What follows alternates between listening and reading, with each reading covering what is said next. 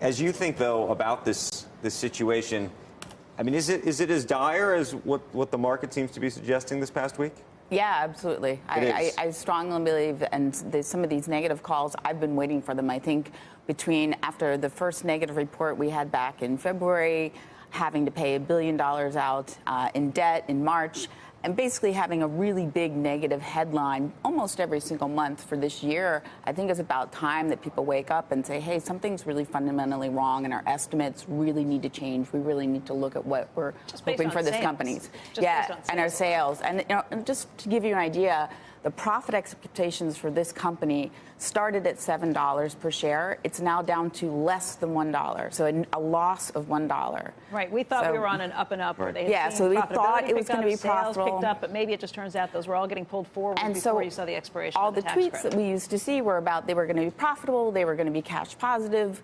Doesn't look like that's going to happen. It looks like they're going to be cash negative by the end of the year. Hey, Jeff, do you think that this lack of tweeting has changed the narrative, or at least prevented Elon Musk from trying to mitigate the damage in the stock market that maybe he was able to historically, or do you think it's much more fundamental?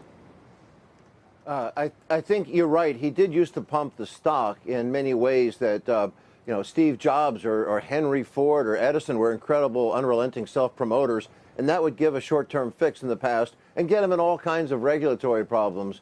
If he was tweeting yesterday, last night, we'd have him instead of attacking the SEC or Navy, heroic Navy SEAL divers, we'd have him attacking Consumer Reports and, of course, Morgan Stanley and others that would just take us down an assault and a lot of false information he's put out in the past that he would just be spinning more tales that would, of course, lead him into regulatory problems. I think the only good news, in fact, yesterday, is that he was quiet, that he didn't try to make false statements about production levels. He was way dramatically overstated before about autonomous fleets of autonomous vehicles that aren't going to happen by the end of the year. That's clearly not going to be the case, and so maybe it looks like the SEC's restraint are working, but it would be nice to hear somebody, Robin Denholm, the chair, say something in response to be accountable to this bad news. Well, so that is the question, though. From a communications perspective or policy, who do you want to hear from, and in what format do you want to hear from them as the stock continues to slide? So, I mean, a lot of the valuations we got were because Elon Musk was so good at PR, at being able to spin the negative news, and he has 26 or 27 million Twitter followers. Right.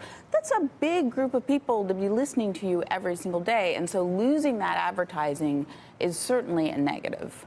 I don't know now just how much, given how volatile his statements have been recently, it's a question of just how much value that really has. Well, but that's a real question. How much value did they have? And I should note, by the way, there was an article put out by somebody earlier this week that suggested maybe Tesla needs to advertise for the first time.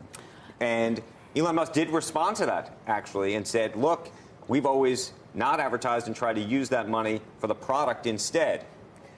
But ultimately, you did have 26 million Twitter user followers that were advertising. And yes, it was free. But so, yeah, maybe they need to look at more other avenues and other areas where they can control the message versus having that one person that can be slightly volatile. Hey, Jeff, you want to hear from the SEC? Yeah, go ahead. I'm sorry. I was just going to say the SEC didn't intend to mute him entirely as he was yesterday. They just said he couldn't make reckless comments that weren't cleared through attorneys and the board first.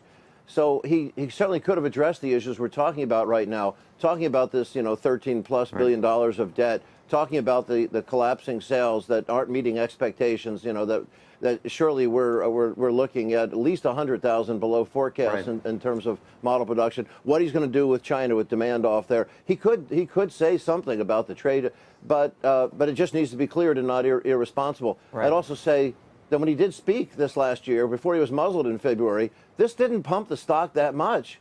He didn't get him up to $4.25 a share. He was still down by almost a third, so now he's down by 40%, staying silent. Diminishing returns.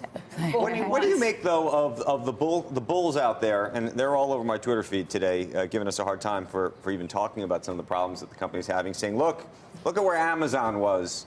20 years ago, there were moments at which it looked imperiled, or there was a problem, or they were scared, and look where it is today. Well, when you look back about the spectacular regularity of Tesla disappointing and continually having to revise estimates down, there are very few companies that are able to pump up analyst expectations and then disappoint them on a consistent basis. By the way, the difference with Amazon is Amazon could turn the lever at any point and decide to stop expanding into other markets, stop investing, estimates. And then go ahead and beat we weren't having these huge production issues. We weren't having huge negative stories. We weren't having they could choose to flip a switch. Exactly. And Tesla, their back is against the wall. They're constantly having to raise capital, issue equity that's diluting long-term shareholder values, reissuing new debt. I mean, they're constantly having to struggle to just find medium-term. I wouldn't necessarily be throwing in the towel here, though.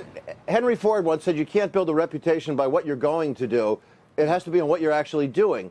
And he's been selling us dreams. Jeff Bezos, there are times, and the last time he was on back in that 2002 or so on CNBC, is that he got caught up with some wild speculations he couldn't quite match. But since then, he's continually surprised to the high side. Even though he went almost a quarter of a century with no profits, which he does now, he did constantly surprise on the high side, and there always were pro forma profits. People questioned what they were, but nobody ever said that Jeff Bezos was misleading. And that's just the difference. He met his projections. Here, we constantly see somebody coming up with wild speculative conjectures that he doesn't meet. It's true he's a genius, but so is Nikola Tesla himself, who died penniless in a hotel room, who created alternating currents and wireless transmissions and stuff. A brilliant man, but he destroyed his own enterprise. This happened to Ken Olsen of Digital. We've seen it happen repeatedly. Ed Land, the Polaroid. Unfortunately, sometimes these geniuses, early career dragon slayers, become dragons late career.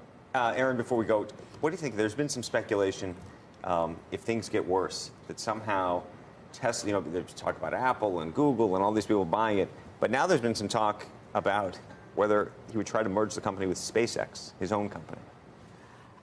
Certainly, if the price gets low enough, there are a lot of possibilities that could make this company attractive, because it does have the IP and the technology, and certainly, if you didn't have so many of the cash flow issues, you might be able to find it to really start some growth.